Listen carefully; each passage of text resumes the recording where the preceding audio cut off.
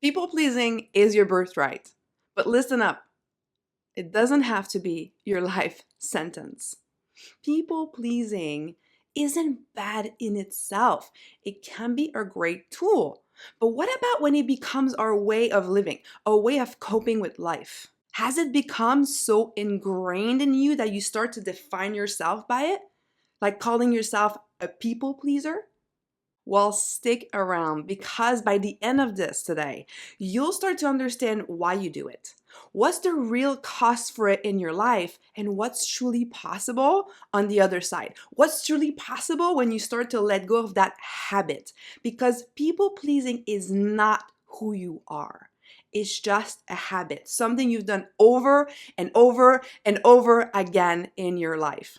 Welcome, goddess. Welcome to With Kind Awareness. My name is Nejma, your guide. If you like the video today, please like, share, subscribe. It means the world to me to be able to reach even more of you, to let go of these patterns that don't define you and empower yourself and step into the true you. All right, so let's get started. What is great about people pleasing? In other words, why do we do it? I mean, if we do it, there is a reason. If we do it, it's because somehow we feel like we're getting something out of it, or we wouldn't do it. I grew up a massive people pleaser myself. And the reason why I did it, well, pretty simple. I wanted to keep people happy. I wanted to make sure that I was included in my circles. I come from a family that has two different religions. So mom and dad are different religions, different cultures, and they eventually got divorced. And so growing up, they said that I would have to choose which religion I wanted to be a part of. So great, giving the choice to the child, and people would say, which one are you going to pick? And I remember I was 4 years old and I was like, well, mom don't care that much, dad cares, so I'm going to be dad's religion, easy peasy.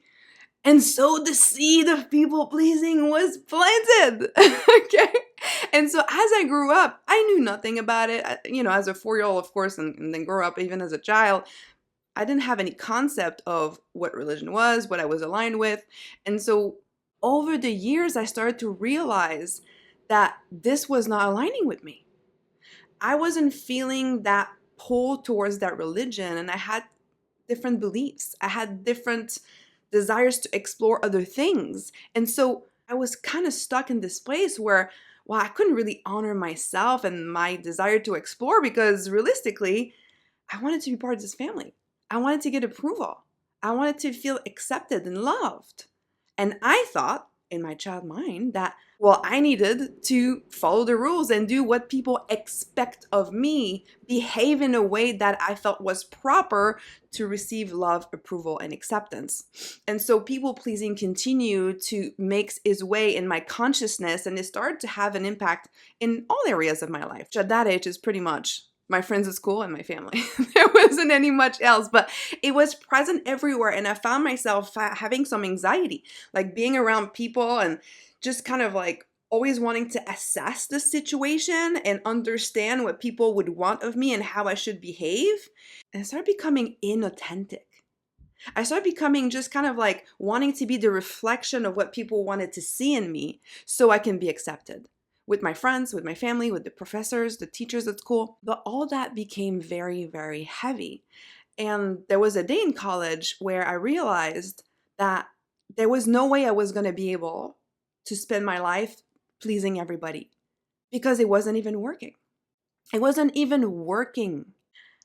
Tell me if you resonate with all your efforts to please everybody else. We think that what's great about people pleasing is like, it's a little bit like, I can control my environment. I can control the outcome, right? I just have to do what people want me to do and I'll be safe. I just have to do what people want me to be and I'll be loved. Whew. But that's kind of the lie, right? That we tell ourselves because tell the truth. Sometimes it works. Sometimes it does work. And so for these little times that it works, or maybe like it works 60%, we just keep it around. But in the grand scheme of things, if we look back, what ends up happening? What is it actually costing us? I'd like to say it's costing us our sanity and our authenticity and our true selves, and ultimately our joy. I mean, those are big concepts, but think about it. When Tell me if you've had that. You're trying to please everybody. You're trying to do everything and be everything for everybody else, right? Not only this is so exhausting that you might actually polarize and say, you know what, I'm going to be a loner. I'm going to be by myself. People is too much, but then you feel lonely. So that's a pattern. But even if you're staying here, like pleasing and doing everything, we've established it doesn't work. So what happens? Bitterness, resentment, frustration. Have you felt that before? Exhaustion, emotionally drained. I remember being like so focused on wanting to please others and we being accepted and included. And then sometimes I felt like it wasn't working. I had my radar like, oh no, they said XYZ or in that way. And I should have said that. And then I would replay things in my head. So much inner drama. I was speaking to a client the other day and she was telling me how sometimes she gets really frustrated with noise around her. And, because she has 3 kids. And so, of course, 3 kids can be noisy. And it's just sometimes it's just like she gets really irritated. And I asked her, in these moments, do you feel like you're being hard on yourself and you're thinking a lot of things? And she, oh, yeah, absolutely. And she definitely identified as being a people pleaser. And I said to her, well, that makes sense. You're overstimulated, but we forget about the inner stimulation. All this anxiety and the thinking back of things and assessing, the inner voice gets so loud we don't even notice. Now it's like an extra noise just like takes us off. It wasn't that much on the outside and we might look irrational. But what we don't realize, what people don't see is this chatter inside. And so it impacts our ability to not only just be ourselves because we're always performing, but also just our ability to relax, to be at peace, and create genuine connections with others. It's really hard to be present at yourself with others when your inner dialogue and your inner world is so loud and you're always looking like hyper vigilant on everything that's happening and everything that people say in your environment and people. It's a lot. So that's why I feel like people pleasing, when it becomes so ingrained, when it becomes a way to cope with life, is costing you your sanity. It's costing you your ability to truly connect and to feel peace, joy, and freedom. I remember for the longest time I thought, why? I just want people to love me for who I am. I wanted to feel free of these shackles that I had put on myself, of trying to be someone else, of performing. All this tension I had, and I felt every time I take the mask off, every time I kind of peek through, cuckoo, it's me. I feel like people don't like it. I feel like people are disappointed. And so I close up and I'm like, I knew it. Can't be myself. I'm unlovable. But think about it. What are we actually showing? How energetically I was showing up was not like, this is me. I'm empowered. I'm embracing myself. It was more like, do you love me? Look. What energy is that? And bringing that to the plate, some people might be a little put off. But not only that, like you've been wearing a mask, you've been performing, and suddenly you're showing something different. People might get surprised. Like, oh, what's happening? Like, that's not you. And you're like, well, actually, that is me. I've just been hiding it this whole time. Oh, okay. And what can often happen with people pleasing, and I've seen that in my life and with women I work with, is we start to become perfectionists because we want to please, right? So we're trying to do everything perfectly. We're trying to meet all the expectations, to follow all the rules, because if we do, at least we can say, hey, look, I did it all perfectly. I don't know what you're talking about. I'm safe. We're trying to keep ourselves safe. We're trying to control. When people call us control freaks, we need to look behind this. It's not because we're control freaks. That's also a learned behavior. That's kind of all linked with this. Is because we don't feel safe and loved, and we don't have that confidence, that self-love. Like we're looking outside of ourselves to mirror back to us that we're good, that we're lovable, and that we're safe. And that's why it doesn't work. Because people are people and people will be peopling. Life will be lifing. We get it. We're people too. We people too, right? That's just how it is. So if we're trying to meet our needs and have the outside world mirror back to us our worth, we're going to be searching forever. We're going to be looking for scraps of whatever we can get to kind of feel a little bit lovable, worthy. But ultimately, we're just hurting ourselves because the way is not outside in. The way is inside out. The way is building ourselves from the inside so I can show up as me, so I can build my self-love, my self-worth, and I can find for myself that I'm lovable. And then I get to interact with people. And if it's reflected back at me, it's a cherry on top. It feels good. I love it, but I'm not starving for it. So that's what's possible on the other side. When we start to let go of people pleasing, because that's been my journey. Like I said, that moment in college, when I realized there's no way I'm going to be able to please everybody in my life because it's not actually working. I can't even please my mom and dad at the same time. No matter what I do, there's always one or the other parent in a specific area of life that's going to be disappointed and in disagreement with me and wanting to mold me the way they would want. No fault of theirs. They're doing the best they can, the tools they have, and I love them dearly. That's just what people do. I'm people too, so I get it. Then I realized, okay, it took me in a really dark place, to be honest with you. But I realized in that dark abyss, like, okay, you know what? By trying to please everybody all the time, it's me I'm not pleasing anymore. I didn't know who I was, what I liked, my hobbies, what do I want? I had no clue because I never bothered to ask. And so started this long journey of decade and a half or two, right? Searching, taking courses, not right away, right? After that event, I started to assert myself and try to put boundaries, and that was kind of clunky and unartful. And it made things worse in certain ways, right? And I polarized and I became more of the rebel and stayed in my hermit cave and felt like people weren't respecting me and it was better on my own. Then I felt lonely. And I reverted back to people pleasing and back into the cave, right? And doing this, have you done this dance before? Right? He's like, yeah, I'm lonely, I need to connect, so I'm just gonna people please a little bit more, right? Of course, unconsciously. And then it doesn't work and you're like, never mind, right? I was stuck in that for so long until a point where I was like, no more. I was in my 30s at that point, so it had been a little bit, early 30s.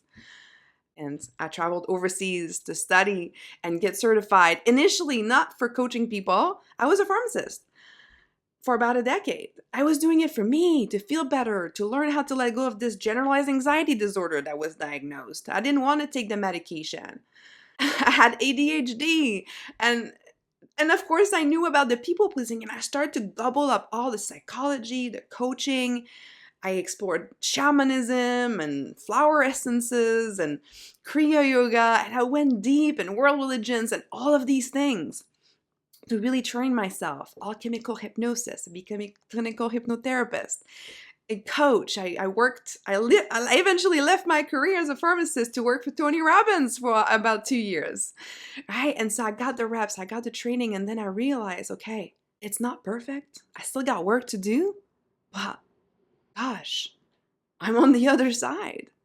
Like, it got to a point where I'm like, oh, looking back, like this is not showing up as much for me. Have retrained and rewired myself so much over the years through all the courses and the explorations and coaching others, coaching myself, working with coaches. And that's when I decided that I wanted to do that for a living. And that's how I started with Kind Awareness and serving all of you. Because there is something on the other side. It feels like people pleasing is the only way and we won't get out of it. And I know because that's how women come to me initially. But then we do the work.